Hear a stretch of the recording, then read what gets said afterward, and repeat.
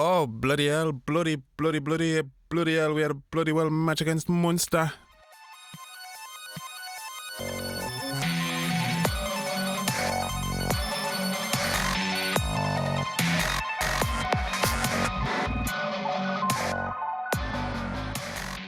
The playoffs have arrived in the URC, and what a tournament we've had. The final few rounds of the tournament specifically throwing everything into contention weekend after weekend. Just when you thought you knew what was going on, there was more action to take your eyes away from the previous action and put your eyeballs on the new action.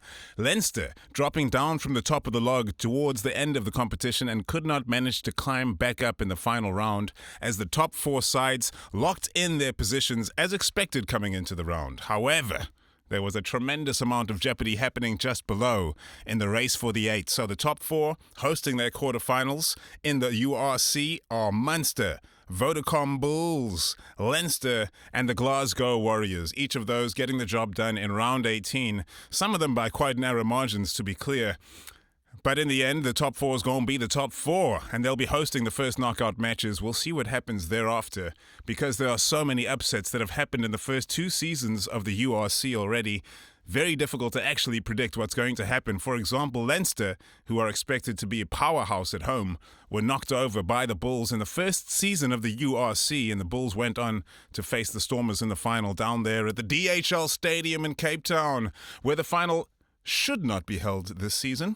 Unless truly remarkable events take place, would require all four of the top sides losing their quarterfinal matches or their semi-final, and the Storm is still going through. So this is an outside chance that the third of three URC finals could be held in Cape Town, which wouldn't be a bad thing for the Cape Townians or for SA Rugby or for the tournament itself, because I believe that having Stormers in the two finals and the Bulls being so successful in the tournament as well without getting their hands on the silverware has been able to focus the minds of the South African rugby fan on the structure of the new tournament. It's been such a change from what was previously experienced in the country, but the Stormers going all the way to the final in both seasons has allowed for all the South African rugby public to get an idea of what's going on in this new European adventure that we are on. And perhaps what the Sharks did in the EPCR Challenge Cup will add to that as well, because South Africans yet to glom on in the same way to the cup competitions as they have to the URC. But what the Sharks did just shows how much a cup competition can rescue a side season, not just for the glory and the accolades and the tries and the occasion of the final of the Challenge Cup, but also for the qualification into the Champions Cup next year, where the big boys play. What a final in the Champions Cup just a few weekends ago. Discussed that already, we'll not go back to it. We're looking very much forward. So, let's talk about the playoffs in the URC in the context of the four South African sides that are taking part, and we'll start from the bottom. The Sharks. They will not be taking part. Full stop. We can move on from that. Now, let's look at it. The Sharks, 4 wins this season of the 18 matches played. 18 matches played, and they managed to win 4, slipping from 13th to 14th in the closing stages of the league competition. And they can only be disappointed with that, battling it out with the likes of Cardiff. Cardiff, who managed to lose their match to the Ospreys, by the way, which allowed for the Ospreys to climb from 11th position into 8th and sneak into the knockout places ahead of the Lions. We'll speak about them shortly. Heartbreak Hotel for the team from Gauteng once again. So, the Sharks will be looking to turn it all around next season. Now, they've let go 17 players, if I'm not mistaken. 17 players leaving the Sharks at the end of this season, the season which has come to an end already. 3 or 4 Springboks in that number. Not active Springboks, though, those that are leaving the Sharks side. Kerwin Bosch, Skumbuzo Noche, Piwe Janchi, and another. Oh, man. Is it Ruan Janssen van Rensburg? Is he still there as well? Anyway, so 3 or 4 Springboks leaving in those 17, and some non-Springboks, a Blitzbok most importantly for me. Werner Kok will no longer be a Shark next season, and that is exactly the kind of player that I feel that the Sharks are lacking. Soldiers that will be there every single weekend when your Springboks are having their rest protocols or recovering from injuries on the back of the international duty or have other commitments, whatever the case may be. There was a time when it was still allowed that Lucanio Am went to go and play in Japan for half the season, came back and I think was refused to play the closing stages of the season, much as Bowden Barrett has been refused to play in New Zealand on the back of that Japanese season. These players just trying to maximize their income, so totally understandable the things that they're doing. Going to see a lot more of that coming from, the Antipodes, shall we say, when since the South African sides have pulled out of Super Rugby, obviously a lot of money has been pulled out of Super Rugby. A lot of eyeballs have been taken off of the Super Rugby game as well, and there's plenty of cash to be earned for those New Zealand players outside of New Zealand rugby now, in places like Japan and in France. And while many players have gone in the past, of course, a very draconian approach to New Zealand internationals being allowed to play overseas, much as it was for the Springboks side in the past, when they were trying to retain the best players in the country, to keep them in the country by dangling the carrot of the Springbok jersey to make sure that you know that if you leave the country to play overseas, then you can't play for the Springboks. Things went horribly wrong, changed the approach, won 2 World Cups. So, I would advise that to all the rest. Open up the gates, It's a free market out there, and these players need to get out there and maximize their cash. Their career is short, and as a player, if you need to weigh those things, national pride against the future of your family and your children, it's not a fair bargain to allow the players to enter into. So, we shall see how that breaks down. Getting back to the point of the Sharks and the way that they suffered in the URC this season, finishing in 14th place on the table, 4 spots off the bottom. It won't happen again next season, or that's what they'd like you to believe.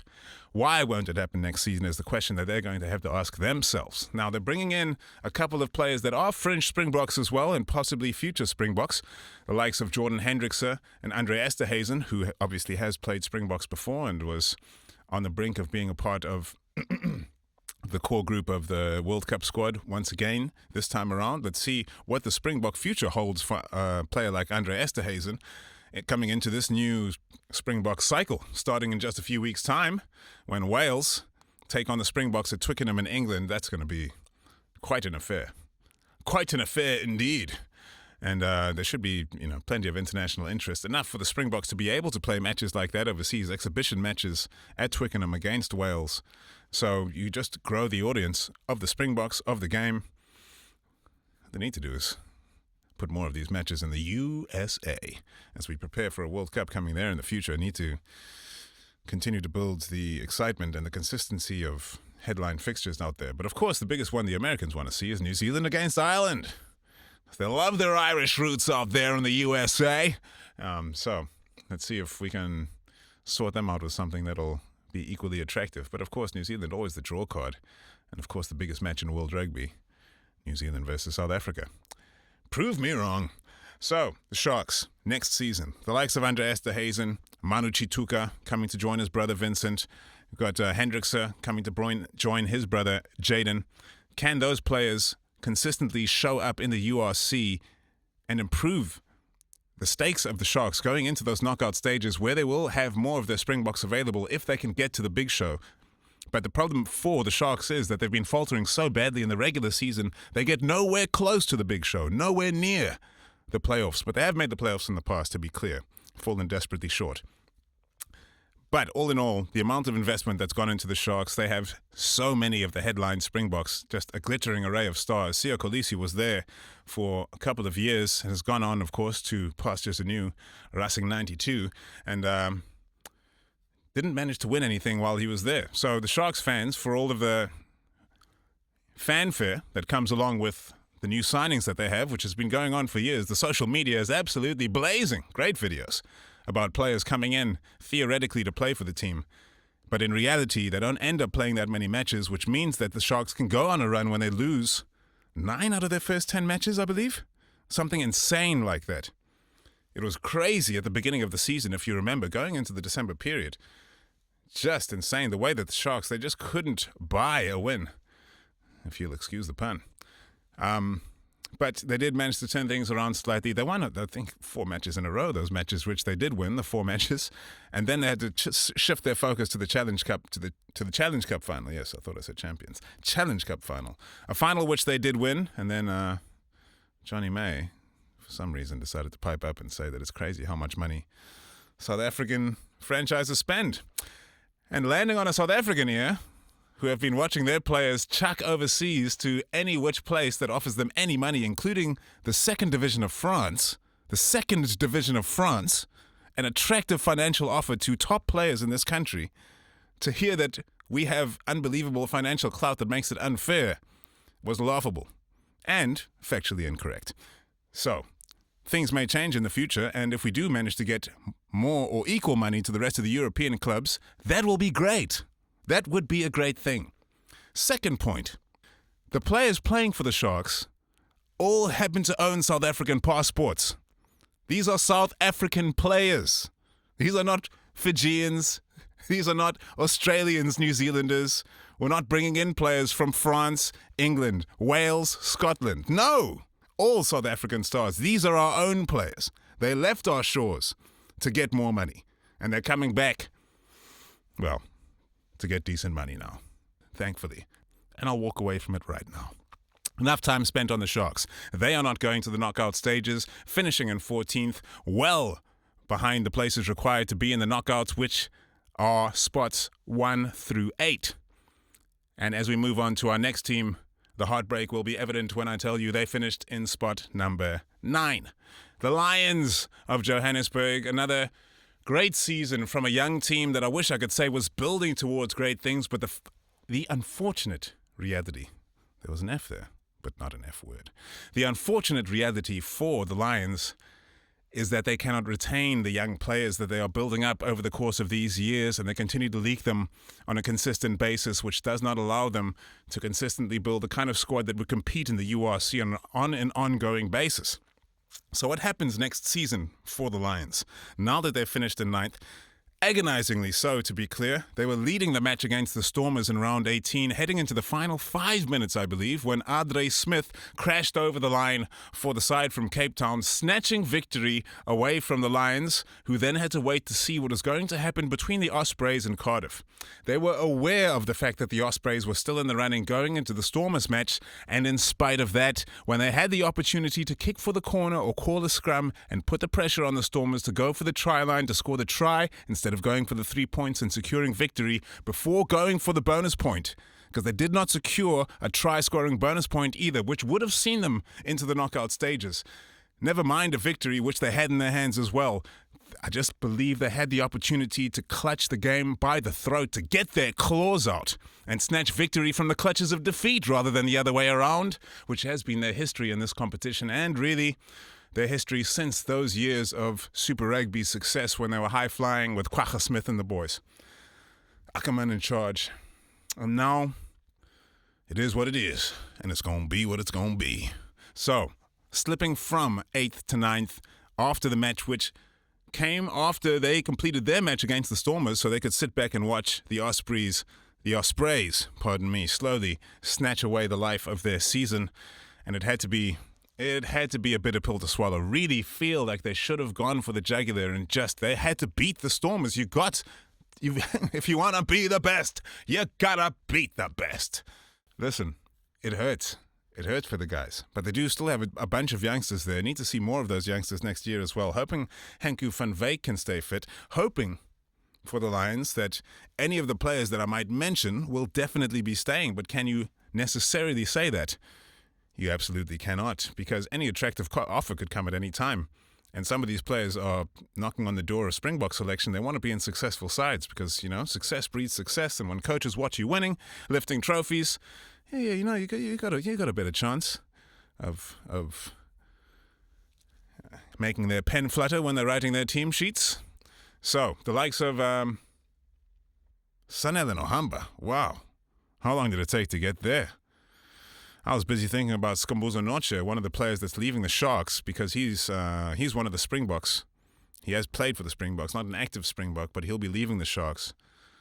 Where he's off to, not exactly certain yet. Don't believe that he's going back to the Stormers, because Daimani will be leaving the Stormers.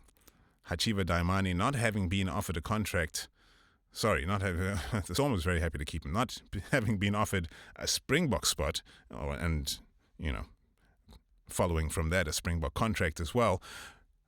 But having played such good quality rugby for the last few years in this country, he's done all that he can in terms of the way that he plays his game, the style in which he plays, to put his hand up for Springbok selection, and the Springboks have not selected him. End of the day, because they see different things that they need from their loose forwards, presumably, or whatever the case may be. There may be a plethora of reasons as to why they're not choosing Daimani. Far be it from I to criticize the back-to-back Rugby World Cup winning coach, Rassie Erasmus. So Achieva has done all that he can do. You could say he's achieved all that he can in this country. I really apologize. I'm just so sorry. I'm so sorry for that pun. It was a rough one. Let me tell you. Getting back to the point, Sanele Nohamba, playing at the Lions, operating at 10, should be playing at 9, really, if international ambitions are what he's thinking of, because the 10 jersey is very much taken in the Springbok sense, as is the 9 jersey, but you would have to feel that Sanele Nohamba has a better chance of becoming a consistent scrum half for the national outfit than he does of becoming a consistent number 10. But that versatility certainly doesn't count against him. Also, his ability to kick for posts will not be hurtful either, although the South Africans' number 10 usually takes those responsibilities, and as long as Handré Pollard's still in the picture, of course, he'll be the one taking the knocks at posts. And if Nohamba was kicking and playing 9, what would that mean? Are we going to be playing Cheslin Colby at 10 or something? All right, so let's wrap up the talk about Sanele Nohamba. He'll want to be locking down a Springbok position if the Lions have another unsuccessful year and then lose a few more players, or he gets word that some more players will be leaving. Say the likes of Henku van Wyk gets an offer from somewhere, every chance of that happening. The kid is absolutely electrifying. Edwil van der Merwe, what a season he's had. The young Kewan Horn playing in the number 15 jersey. What if somebody rings him up and turns his ear? Franke Horn playing in the number 8. He has been tremendous this season. The consistency of the guy. He's quality. Could play anywhere in Europe, really. And he's growing in strength. Then they've got a number of other players that the same could be said of them. Ruan Venter, who earned himself a really silly red card just a few weeks ago. He's got a hot head, but his talents are absolutely undeniable. Don't have the strongest front row, the Lions, as well, which is a real problem in the South African conference, where the Stormers have literally the best scrum in the competition, statistically the best scrum in the competition. Again, even though Stephen Kitsoff has left their shores, and Stephen Kitsoff is coming back. He's coming back. And the rest of the teams know that the Stormers have that pack, which can be definitive in those local derby matches. And bear in mind that you do play 2 matches against your local rivals and 1 match against every other side in the competition. So if you cannot compete against your local rivals, you're putting yourself at a deficit immediately. If you think about the Scotland sides, they play against the Italian sides in their group, which has previously been a great boon for them, because you know that you probably can bank 2 wins against Zebre and then at least 1 against Benetton. Has not been the case this year, because Benetton have finished in the playoff spots. A tremendous season for the Italian side, and just what the competition needs, just what international rugby needs as well for the experiment with Italy, which has been many years ongoing, to bear serious fruit and make them competitive on a consistent basis. They've got a really great squad at the international level right now, and hopefully they can stay good for a long time and capture the interest of the Italian fans, the international fans as well. By the by, international viewership numbers for the URC up 49% year on year this season. So this competition is a success in so many ways, and the unpredictability of the tournament, a real contributor to that. Coming down to the final weekend, 11 teams were in contention for the knockout phases of the URC, those top 8 spots, and the team that finished in 11th in round 17 finished in 8th in round 18. It's just really, really dramatic scenes. Everything worked out perfectly for the Ospreys. And as a reward, by the way, they have an away match against Munster in the quarterfinal. But, you can't ask for much more than that when you've had a season like they've had. They left themselves in that position, and just the opportunity to play in the playoffs, they'll be very happy with, surely. And they could do everybody a big favor, or everybody else a big favor, of course, besides the Munster fans, if they could find a path to victory over there in Ireland. If Munster lost that match against the Ospreys, by the way, the door is open for a Bulls home final. So the Bulls will be praying for anybody that plays against Munster in the quarterfinal and the semi-final to come, potentially. All right, so sticking with the Lions, Ivan van Rooyen, he'll be absolutely gutted, as will all the coaching staff there. It's just, oh my gosh, Ricardo Loubser, Jacques Fourie, tremendous rugby minds that they have in their back pocket there. And they'll go again next season, but who will they go with when Jordan Hendricks is not around to fill in the 12 jersey, which he did with aplomb when Marius Lowe wasn't available.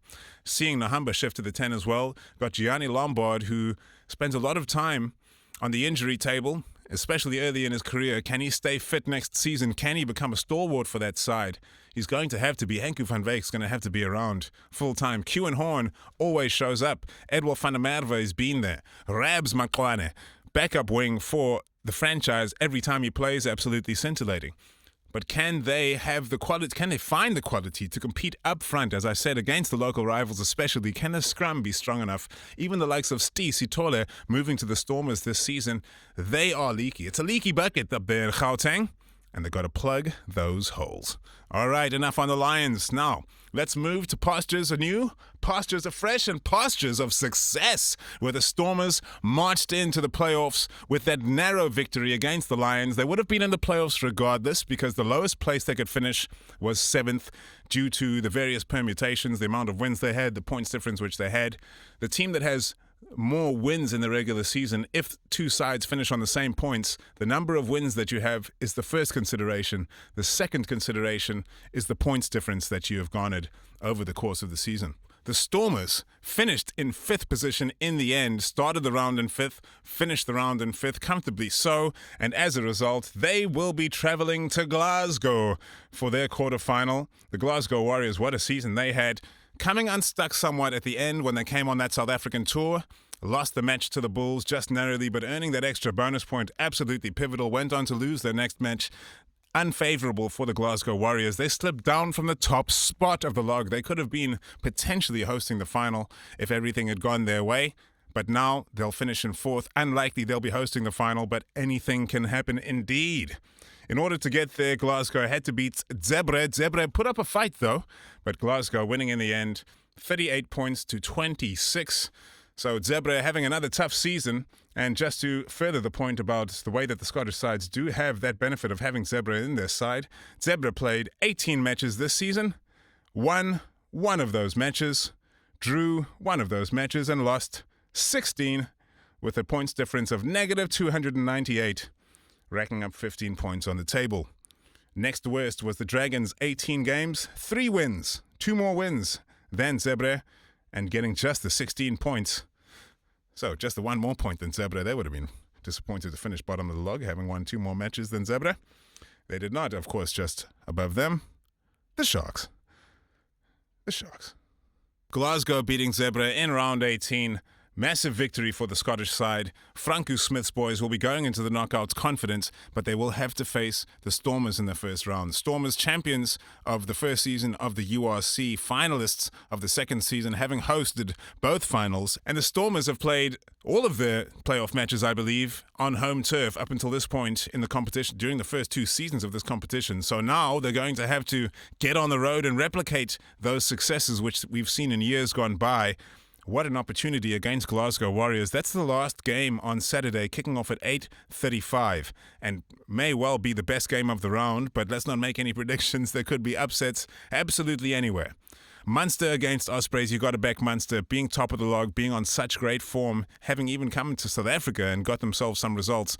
Tremendous season that they've had after winning the entire URC against the odds last season away from home at the DHL Stadium.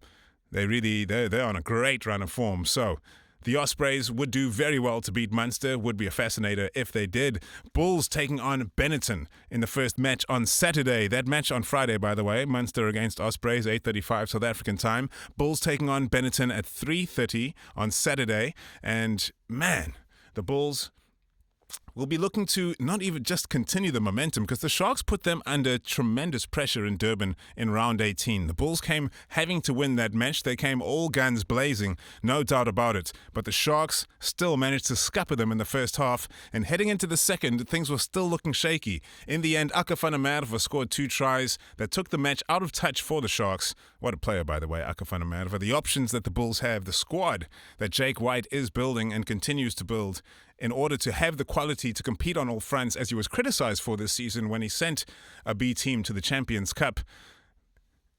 Instead of, I presume, what people would be hoping for, that he kept the B team to play in the URC the following weekend against Munster, which is a match that he chose as being more important because he realised that should he have beaten Munster, his team had the chance of finishing top of the log. And did he prove to be right? Indeed he did, Jake White, because if his side had beaten Munster, they indeed would have finished top of the log. There were only 2 log points between them in the end. The Bulls finishing on 66, Munster finishing on 68 points. So that match, head-to-head, Bulls against Munster, proving to be the one that changed everything insofar as which side finished at number 1 and has the privilege, possibly, of hosting the final should they win their quarters and their semi-final. So we'll see how much that counts for in the end. But Jake White rolled the dice on having his first team at home to prepare for that Munster match. And in spite of that, Munster managed to knock over the Bulls after they'd lost that quarterfinal, or that knockout, was it a quarter? The knockout match against Northampton, all the same. So if you can imagine, there would have been so much pressure on Jake White and the Bulls to get victory in that Munster match after watching the knockout game having gone so wrong and all the consternation being kicked up in the media immediately thereafter. So to go on and lose that match against Munster, that one must have been... Woo! Yeah. Jake White doesn't look like the kind of coach you'd want to answer to, you know. He's seen it all. He's been through it all. He's won a World Cup by his own hand, by the way, and he's been involved in, I believe he was a video analyst in 1995 for the first Rugby World Cup victory of the sweet, sweet Springboks under the late, great Kitch Christie, and has been involved in rugby before, obviously, and ever since. So, as you can imagine, he's got a fair bit of experience. And after that result, man, the mood in the change room must have been somewhat somber. Anyway, the Bulls have the chance to get their playoff stage well underway with a match against Benetton. And then Leinster will be taking on Ulster in the third of the quarterfinals before the Glasgow Stormers match previously mentioned. Leinster against Ulster. Ulster having knocked over Leinster in round 17 in a real upset that scuppered the chances of Leinster to finish above the Bulls and possibly in the first position themselves. So those kind of upsets have been happening all the way on the run-in before the playoffs. Why would we expect them to stop now when teams have nothing to lose? It's do or die, win or go home rugby. And this is exactly what the fans want to see. It's really provided rich entertainment in the opening 2 seasons of the URC thus far, and there's every reason to expect that these will be just as entertaining. Can't wait. So, we've spoken about the Sharks, the Lions, briefly about the Stormers. They've got to do what they've got to do. They finished in 5th. They'll be going away to the Glasgow Warriors. They don't have Damian Willemse in the ranks. He's been injured. They haven't had Ruan Nel for a very, very long time. It's those kind of injuries that you just get used to over time. Those kind of players that were the stalwarts that dragged them over the line in those first 2 seasons, or in the first season rather, and took them to the finals in the second. Players that are periphery Springbok contenders, the likes of Ruan Nel, a highly experienced player who's been a Blitzbok and he's been all around the world as well, who in any other nation might be in consideration for national selection, but in South Africa we have a line thus such that those players don't make it into the Springbok squads, therefore don't have to miss those matches due to Springbok protocols that allow you to have a very strong URC team throughout the season instead of losing players here, there and everywhere along the way, as the Sharks have had to do over the course of their entire URC existence. The likes of Sia Khaleesi, Eben Etzebeth and more, Lukhanyo Am, Bongo Mbonambi, not showing up for many of their matches through protocol or injury. Mbonambi, another example of the injury this season, coming off the back of that World Cup final. Brutal injury. That was really tough to watch. And in that way.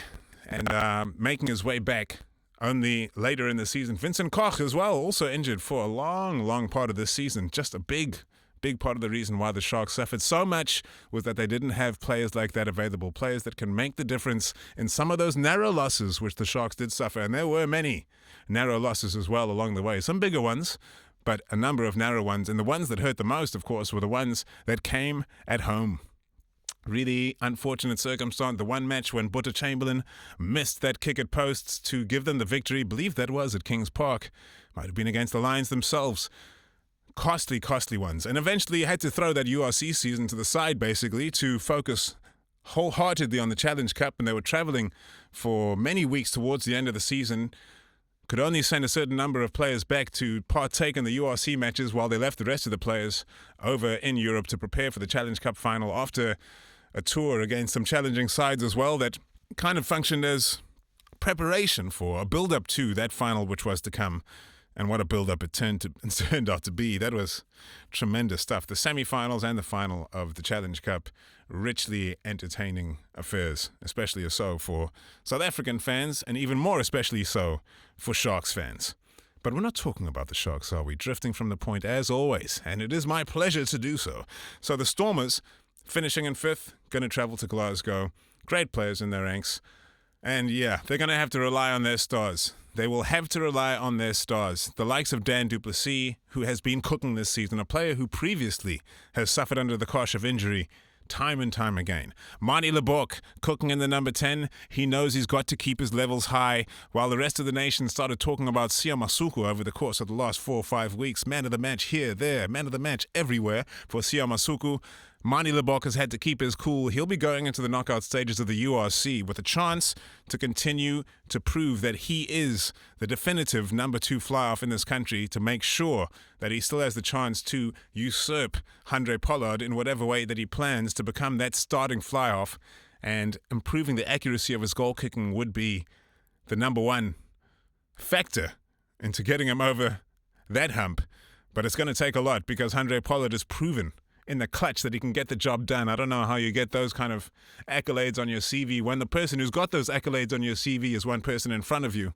How do you prove that you can be clutch in places like Handré Pollard has been clutch, those places being World Cup finals and the build-up to those World Cup finals as well? What a player he is. So, Manie Libbok with a lot of weight on his shoulders. Hachiva Daimani waving goodbye. The Stormers scrum, the best in the competition. Those high balls to the outside, such a pivotal part of their game, but Angelo Davids will not be chasing them down after he got a red card against the Lions for...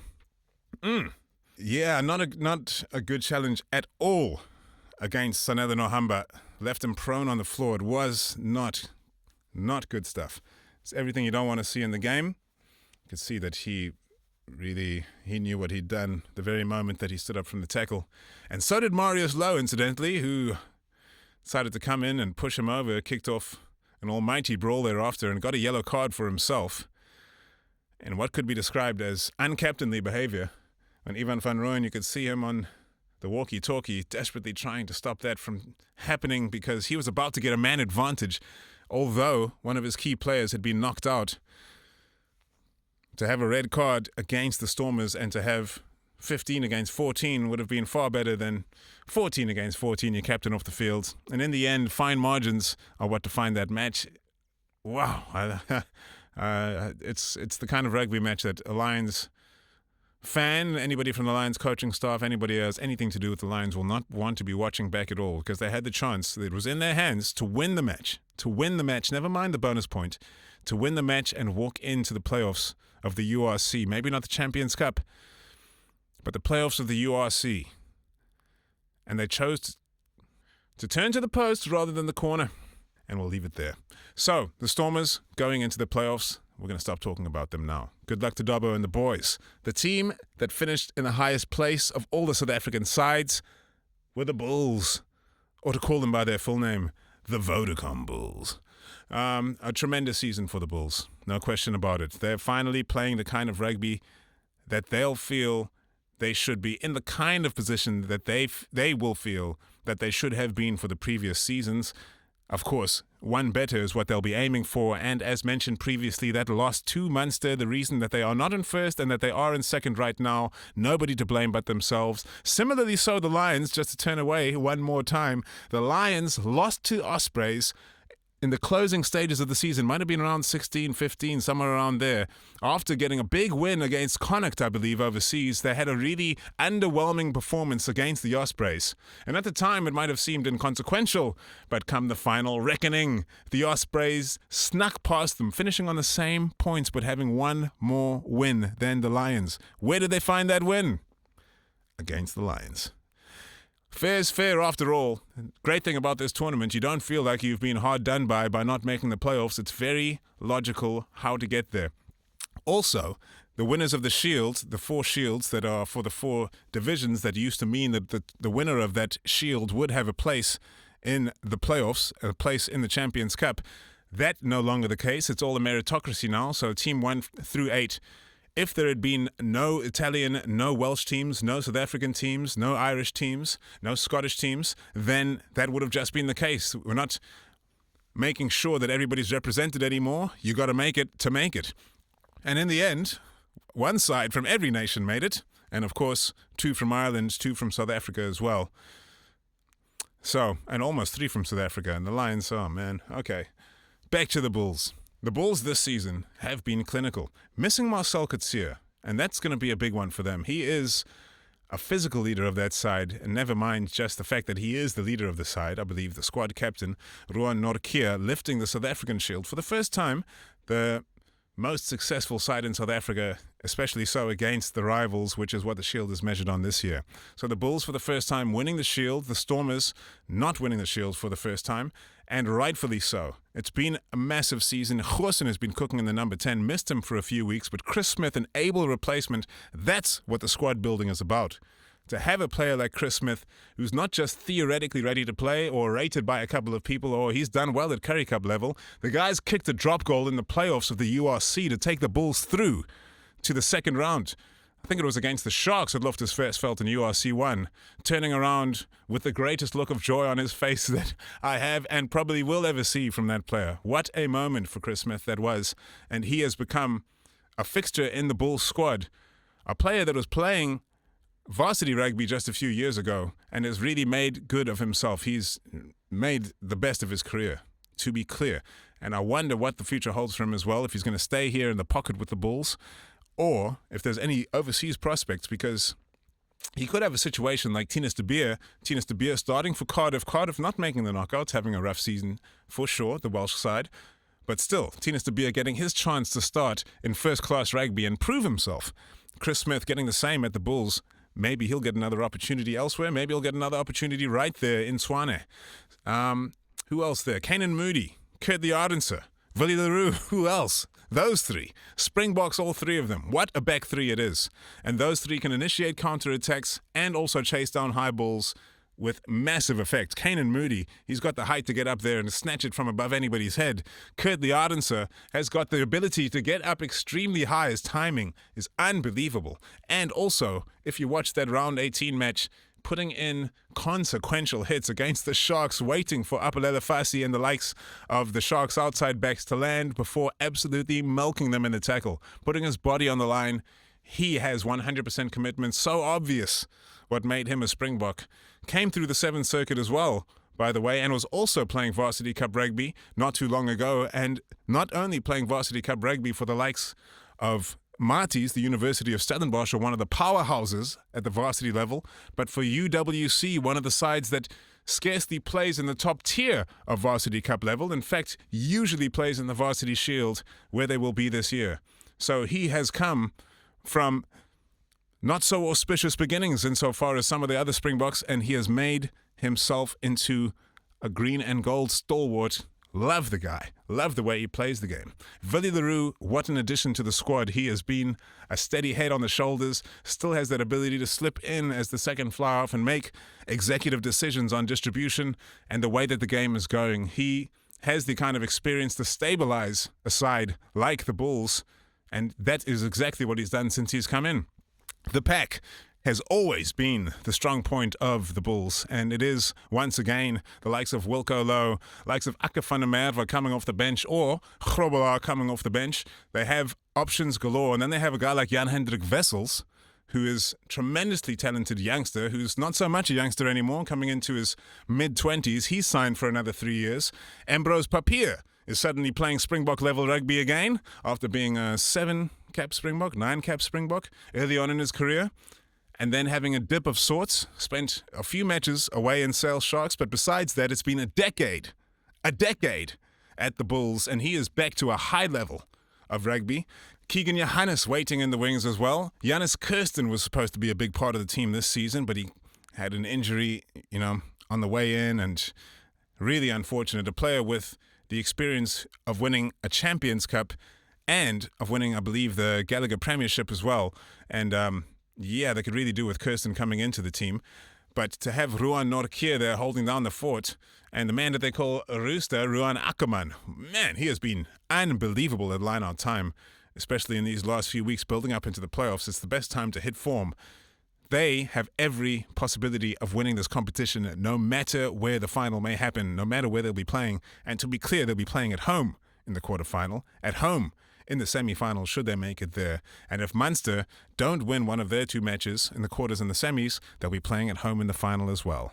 And if you can imagine a final at Loftus Versfeld packed to the rafters, I don't see the Bulls losing in an environment like that. They love that kind of BMT. Just crossed my mind, though, that actually it may be the inauguration of the South African president happening on the same weekend as the potential final of the URC. So should the Bulls manage to host the final of the URC, there's every chance they won't be allowed to play it in their home stadium, much as it was the case when they played a Super Rugby final back in the day and had to take the match to Soweto. What a success that turned out to be, not just for the Bulls who won the match, but in terms of a cultural affair for rugby in South Africa. It's a moment that we in South Africa always look back on and be like, oh, remember when that happened? And it was just two cultures coming together, a group of supporters that very seldom probably enter the Soweto area, being the Vodacom Bulls fans. And they flooded the zone on that occasion. It was a beautiful thing to see. So there's a possibility of the Bulls, should they host the final, either going to FNB Stadium or going back to Orlando Stadium as well. We'll see what happens in the end. Well, let's hope we'll see what happens, because it would be great to see the Bulls have a long run in this competition to go back to the finals again, whether that be at home or whether that be in Munster. But plenty of water to go under the bridge before that happens. And the Bulls are going to have to beat Benetton in their quarterfinal in order to get there. And so, we've talked about all the teams now. Let me simply walk away, because the action this weekend will speak for itself. And I can't wait to speak on it. And I will speak to you soon.